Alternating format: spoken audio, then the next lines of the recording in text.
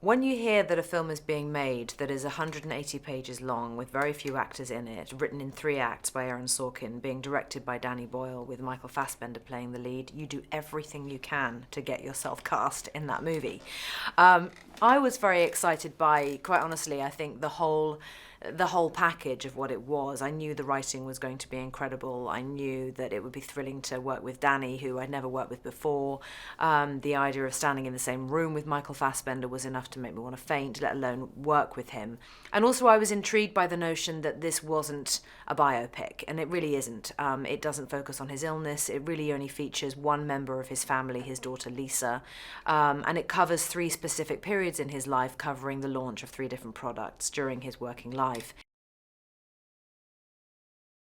I knew it would be very unusual, and to play a woman who I'd never heard of, and actually most people will never have heard of Joanna until this film comes out, but she really was like his work wife, and very influential in terms of how he functioned as a person, how he dealt with the people around him day to day. She really made him toe the line and helped him in a way to be the best version of himself that he could be in terms of personal relations. So the film is written in 3 acts, really like a play, and each act is pretty much 45 minutes thereabouts of continuous real time backstage prior to the moment of the launch of a new product. So it's a very heightened pressure cooker type atmosphere that is created by the intensity of the writing and the pace at which the story is being told. And it's just very cleverly done, because as an audience member you feel a part of it. You feel present. You feel that you're backstage with those people. You feel as excited and nervous as they are to walk on that stage and launch this product. He just took it all on. He just handled it all. He was the right balance of utterly terrified and completely determined at the same time. No actor is free of nerves ever. I would hope not.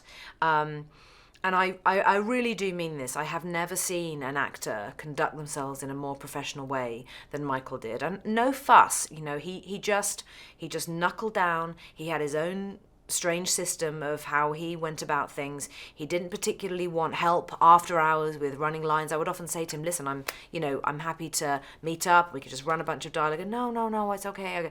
He would just do it his own way. And I'll never forget a profound moment, actually. We all came into the rehearsal room having filmed acts 1 and 2 to start rehearsals for act 3. And we had a cold table read. Everyone sat around the table, and every single actor, myself included, had our scripts in front of us. Michael didn't even get his out of his bag. And it was only because he knew all his lines and he wanted to prove to himself that he'd nailed it.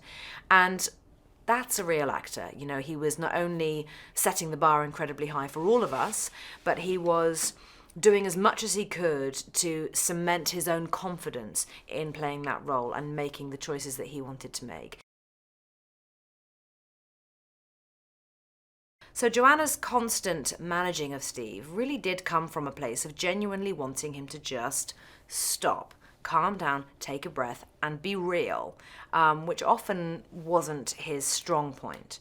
And she really did manage him, and he really couldn't cope without her so often. The one thing I will say that set Joanna and Steve's relationship apart from all his other working relationships was that she didn't need anything from him. And I would say that the majority of the people working with him, they needed something from Steve, whether it was that paycheck or whether it was to work their way higher up the ladder, to learn from him, to gain from his success, to ride on his coattails, whatever it was. Joanna genuinely didn't need any of those things. And it's quite remarkable how I think that changes the central dynamic of their relationship, because she could just be utterly honest with him. She never felt threatened by him. She never felt that her job was in jeopardy. She just wanted for him to be the best version of himself as a person, as a man, and as a father that he could possibly be. And that, I think, is what makes their relationship feel very warm and quite profound, actually.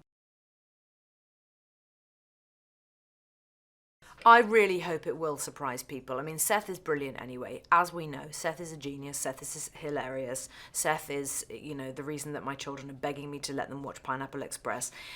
Seth is untouchable. There is no one like him. You really can't compare him to any other actor out there. Certainly no other actor of comedic brilliance that he has. But this is different. Seth isn't funny in this film. He's extremely sincere, really very touching, and fascinating to see him play something so different.